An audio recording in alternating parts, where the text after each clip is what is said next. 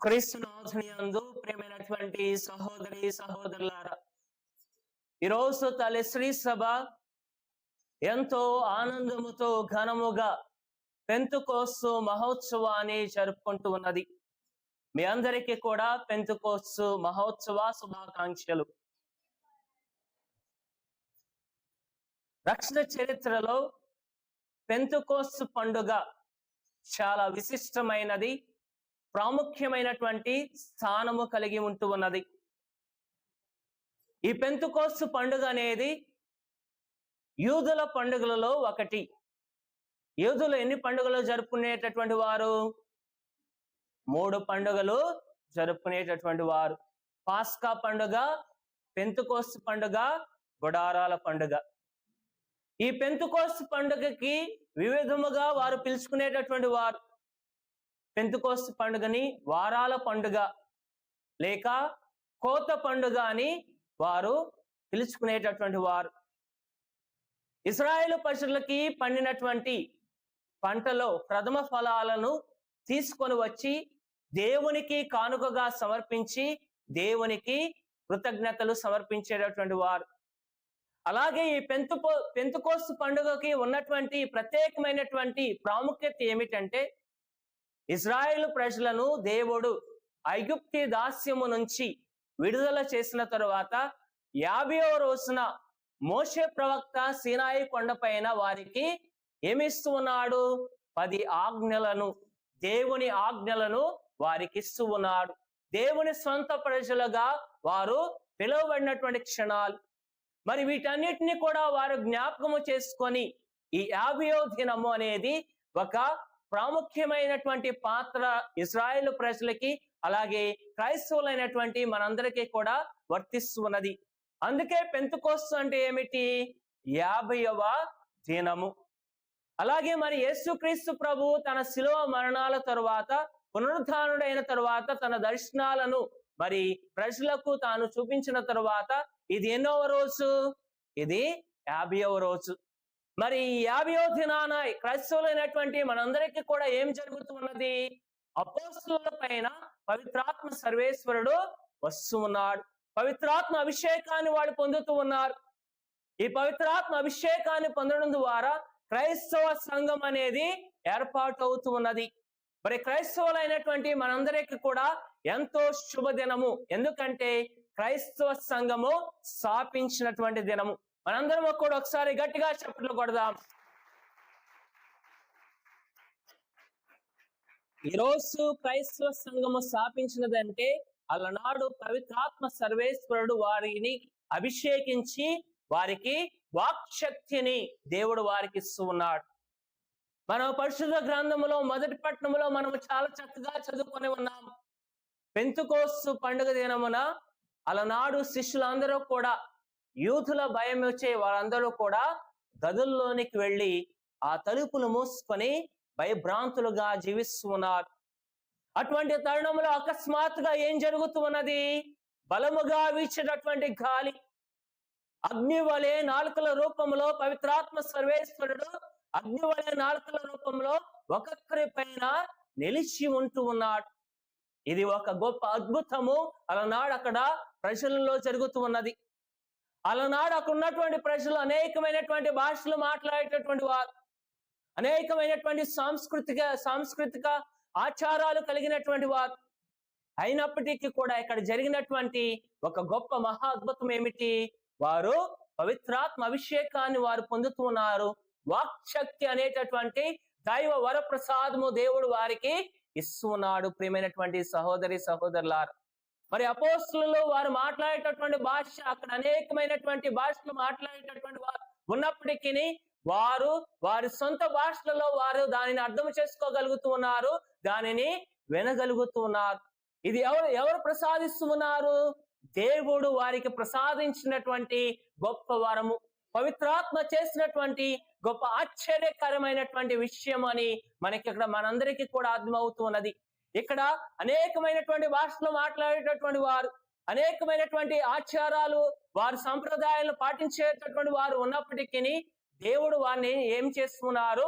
వారందరినీ కూడా ఏకము చేస్తూ ఉన్నారు, ఏకత్వం చేస్తూ ఉన్నారు. భిన్నత్వంలో ఏకత్వం అనేది మనకి అక్కడ స్పష్టమవుతూ ఉన్నది. ప్రేమైనటువంటి సహోదరి సహోదరులారా, ఆది కాండములో మనం చదువుకున్నట్లయితే బాబేలు గోపురం ఏమవుతూ ఉన్నది?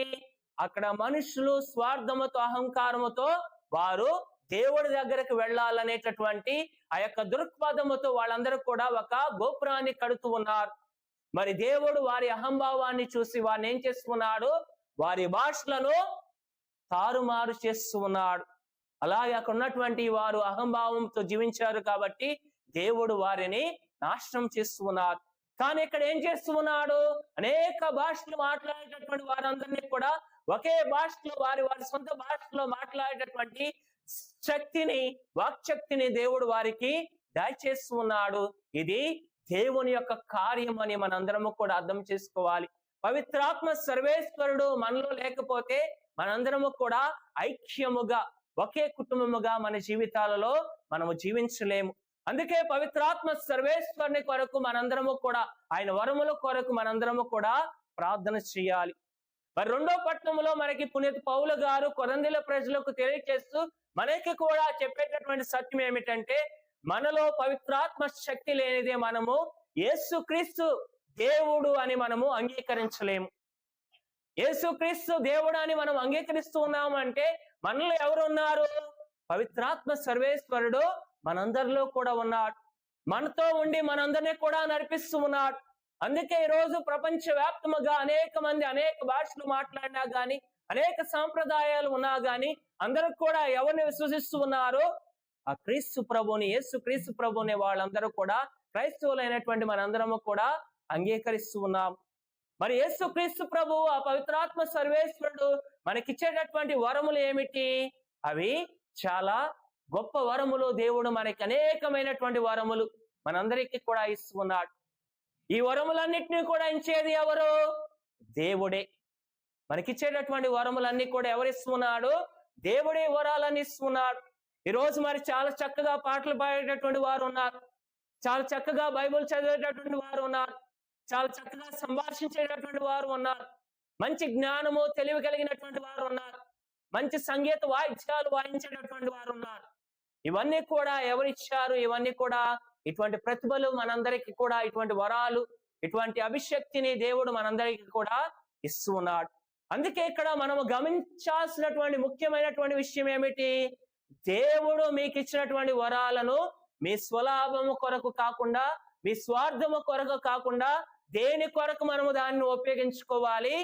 సంఘ అభివృద్ధి కొరకు, సంఘ క్షేమము కొరకు, సంఘ ఐక్యత కొరకు మనము దానిని ఉపయోగించుకోవాలి అని మనకి పునీత పౌలు గారు చాలా చక్కగా మనందరినీ కూడా ఖండిస్తూ ఉన్నారు. ఈ రోజులో మరి అనేకమైనటువంటి ఇబ్బందులు, కోపతాపాలు, అసూయలు, మరి గొడవలు, ఇవన్నీ కూడా దేని కొరకు? మనకున్నటువంటి వరాలన్నీ మన సులాభము కొరకు మనం ఉపయోగించుకుంటూ ఉంటాం. మరి మంచిగా చక్కగా పాటలు పాడినప్పుడు గురువు గారు ఇదిగో మీరు మంచిగా పాటలు పాడారు అని పొగడిపోతే ఏం జరుగుద్ది? గుడికి కూడా రారు. ఎందుకంటే మనం ఏమని భావిస్తూ ఉన్నాము? ఇదిగో ఇది నా వల్లనే జరుగుతూ ఉన్నది, ఇది నా వల్లనే జరుగుతూ ఉన్నది అని మనం భావిస్తూ ఉన్నాం. అందుకే ఈ రోజు చదువుకున్నటువంటి వాక్యము ప్రతి ఒక్కరికి కూడా వర్తిస్తూ ఉన్నది. ప్రేమైనటువంటి సహోదరి సహోదరులారా, మనకి ఎన్ని ప్రతిభలు ఉన్నా గాని, ఎన్ని వరములు ఉన్నా గాని, అవన్నీ కూడా దేవుడు మనకి దయచేసినటువంటి గొప్ప వరం అని మనం భావించాలి. మనకంటూ ఏమీ లేదు, దేవుడిచ్చాడు కాబట్టి అది ఎవరి కొరకు మనం ఉపయోగించుకోవాలి? దేవుని కొరకే, దేవుని మహిమ కొరకే మనందరము కూడా ఉపయోగించుకోవాలి.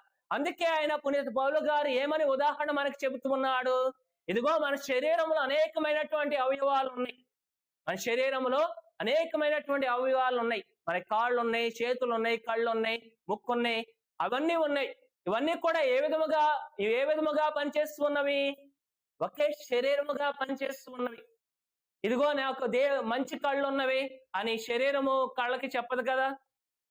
అలాగే దేవుడు మనకిచ్చినటువంటి వరాలన్నిటినీ కూడా మనము దేవునిలో, సంఘములో ఒక శరీరము కాబట్టి, ఒక అవయవం కాబట్టి దేవునికే మహిమ కలిగేటటువంటి విధముగా మనకి దేవుడిచ్చినటువంటి ప్రతిభను మనము ఉపయోగించుకోవాలి. ఎందుకంటే క్రైస్తవులైనటువంటి మనందరము కూడా ఒకే జ్ఞానస్థానాన్ని పొందుతూ ఉన్నాం. ఆ జ్ఞానస్థానం పొందడం ద్వారా మనందరికీ కూడా దేవుడు తన ఆత్మను మనందరికీ కూడా ప్రసాదిస్తూ ఉన్నాడు. మనందరము కూడా క్రీస్తు ఆత్మను మనందరము కూడా కలిగి ఉన్నాము అని ప్రతి ఒక్కరు కూడా తెలుసుకోవాలి. అందుకే మనందరము కూడా మన స్వలాభాన్ని మనము తగ్గించుకొని ఎల్లవేళలా సంఘ అభివృద్ధి కొరకై ప్రతి ఒక్కరు కూడా ప్రాకులాడాలి, కృషి చేయాలి, పని చేయాలి అని మనందరికీ చాలా చక్కటి వాక్యాన్ని పునీత పౌలు గారు మనందరికీ కూడా ఇస్తున్నాడు. అలాగే ఈ రోజు మనం చదువుకున్నటువంటి యోహాను సువార్తలో మరి 20వ అధ్యాయంలో మనకి చాలా చక్కగా రాయబడుతూ ఉన్నది. యేసుక్రీస్తు ప్రభు ఏం చేస్తున్నాడు? యేసుక్రీస్తు ప్రభువు అక్కడ భయముతో, యూదుల భయముతో శిష్యులందరూ కూడా ఏం చేస్తూ ఉన్నారు? ఒక గదిలో వారు భయభ్రాంతులై వారి ప్రాణాలను కాపాడుకోవడానికి తలుపులు మూసుకున్న గదిలో ఉన్నారు. అటువంటి సమయంలో యేసుక్రీస్తు ప్రభు ప్రత్యక్షమై వారందరికీ కూడా ఏమని చెబుతూ ఉన్నాడు? శాంతి కలుగును గాక. వారిని చక్కగా పలకరిస్తూ ఉన్నాడు. ఇప్పటి వరకు వారు ఏ విధముగా ఉన్నారు? శారీరకంగా, మానసిక శోభకు గురి అవుతూ ఉన్నారు. ఏం చేయాలో తెలియదు. వారు అనాథలుగా ఉన్నారు, దిక్కుమక్కు లేనటువంటి వారిగా ఉన్నారు. ఎప్పుడైతే యేసుక్రీస్తు ప్రభు వారి మధ్యలోకి వచ్చి శాంతి కలుగును గాక అని చెప్పడమే కాకుండా ఏం చూపిస్తూ ఉన్నాడు? తన గాయములను, తన చేతులను వారికి చూపిస్తూ ఉన్నారు. అప్పుడు వాళ్ళందరూ కూడా ఎంతో ఆనందముతో దేవుణ్ణి స్తుతిస్తూ ఉన్నారు. దేవుని యొక్క కార్యములను బట్టి వారు ఎంతగానో ఆనందిస్తూ ఉన్నారు. దేవుడు మన మధ్యలోనే ఉన్నాడు, మనతోనే ఉన్నాడు. పునరుద్ధారుడైనటువంటి క్రీస్తు ప్రభు మనతోనే ఉన్నాడు అని వారు భయభ్రాంతులైనటువంటి వారందరూ కూడా ఎంతో ధైర్యముతో దేవుని రాజ్యము కొరకు, దేవుని సువార్తను ప్రకటించడానికి ధైర్యముతో వారందరూ కూడా అక్కడ ఉన్నటువంటి ప్రాంతాలకు, అక్కడ ఉన్నటువంటి ప్రజల దగ్గరికి వెళ్ళి దేవుని స్వార్థను, దైవ రాజ్యాన్ని వాళ్ళందరూ కూడా స్థాపిస్తూ ఉన్నారు.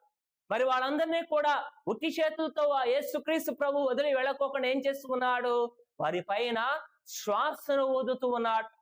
మనం ఆదికాండము 2వ అధ్యాయం 7వ వచనంలో మనం చదువుకున్నట్లయితే మొట్టమొదటిగా దేవుడు ఏం చేస్తూ ఉన్నాడు?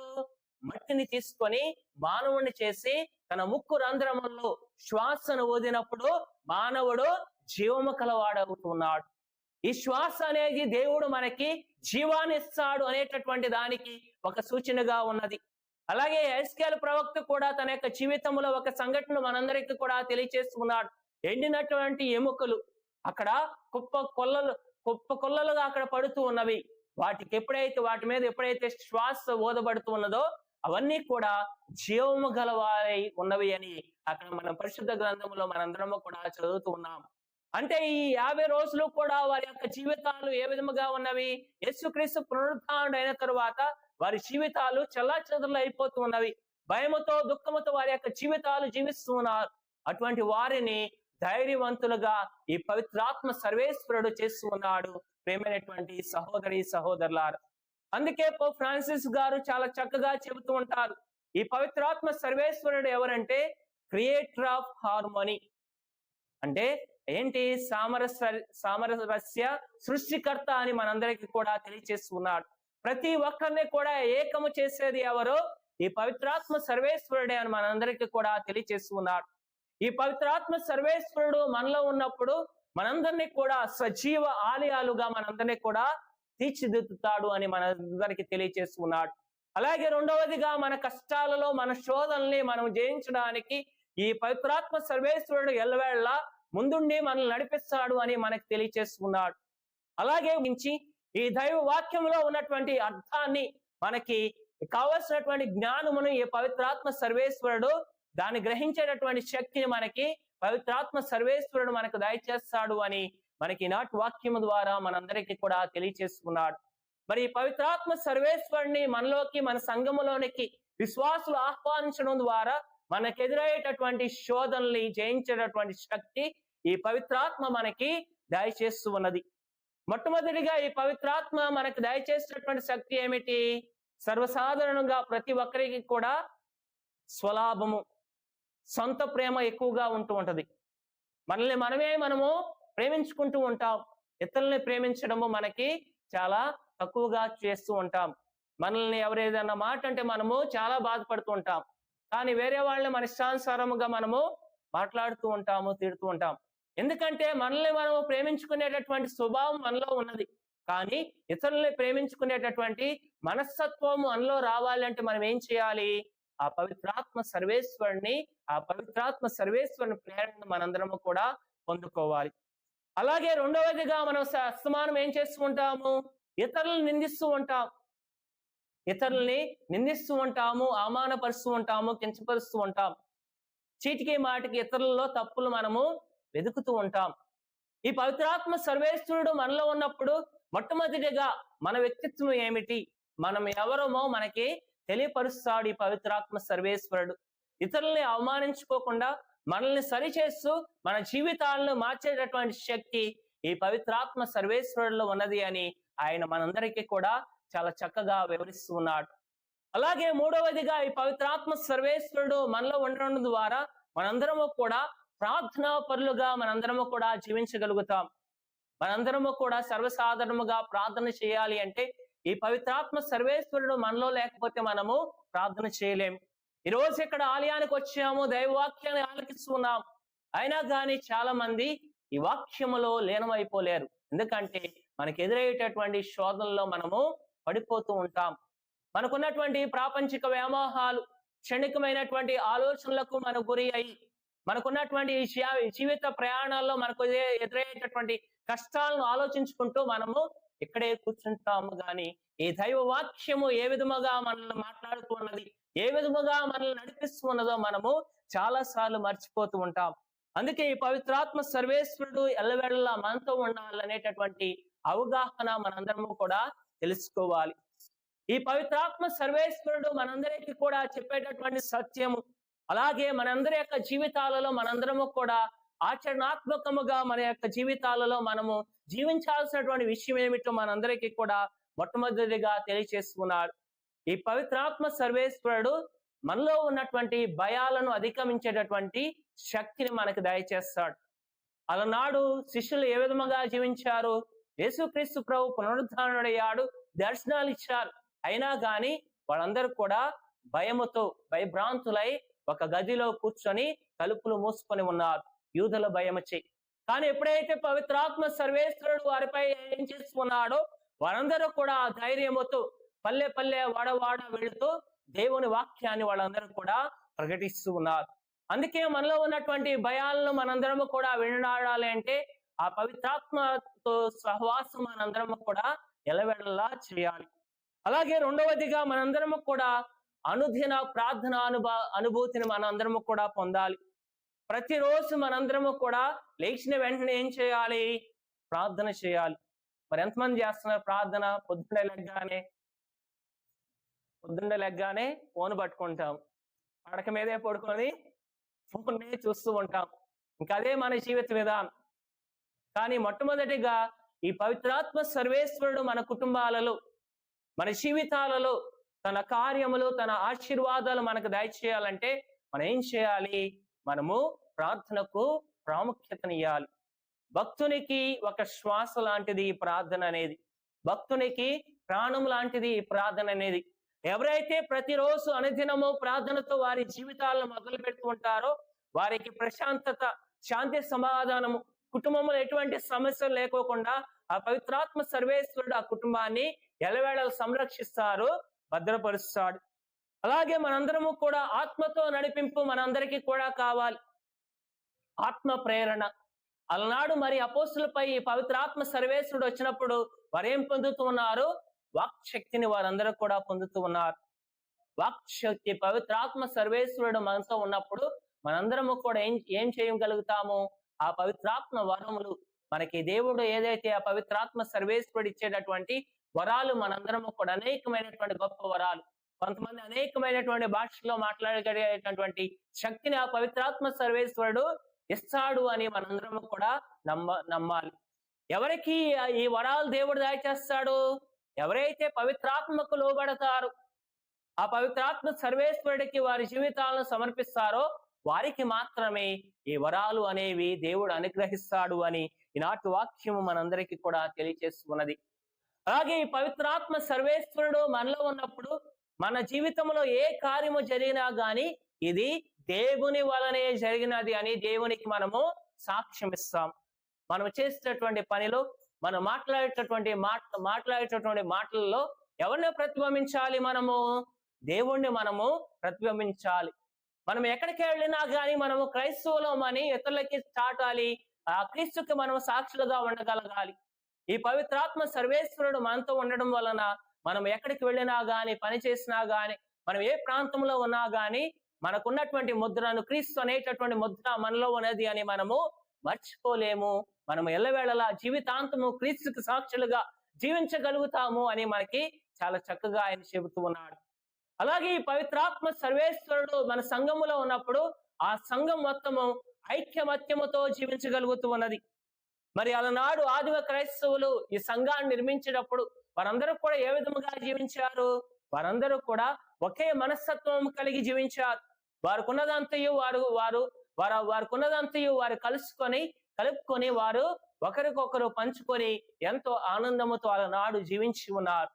మరి ఈరోజు మనందరి యొక్క సంఘము కూడా ఐక్యమత్యముతో జీవించాలి అంటే మనలో ఉన్నటువంటి స్వార్థాన్ని, మనలో ఉన్నటువంటి అసూయను, మనలో ఉన్నటువంటి ఈ స్వలాభాన్ని మనందరము కూడా విననాడి ఇతరుల గురించి చెడుగా మాట్లాడేటటువంటి మనస్తత్వమును విసర్జించి మనం ఎల్లవేళలు ఏ విధముగా జీవించాలి? ఒకరినొకరు సహించుకుంటూ, ఒకరినొకరు అర్థం చేసుకొని మనందరము కూడా క్రీస్తు బిడ్డలము అని ప్రతి ఒక్కరికి మనము తెలియచేయాలి. ప్రియమైనటువంటి సహోదరి సహోదరులారా, అందుకే ఈ రోజు ఈ పవిత్రాత్మ సర్వేశ్వరుడు మనందరిలోకి చేయాలి అని, ఈ పవిత్రాత్మ నడిపింపు ఎల్లవేళలా మనతో ఉండాలి అని మనందరము కూడా ప్రార్థించాలి. అందుకే మనందరము కూడా అనునిత్యము మన ప్రార్థన ఏ విధముగా ఉండాలి? పవిత్రాత్మ సర్వేశ్వరుడా, నా హృదయంలోనికి వేంచేసిరండి. నీ పవిత్రాగ్ని జ్వాలలతో నా హృదయాన్ని ప్రజ్వలింపజేయండి.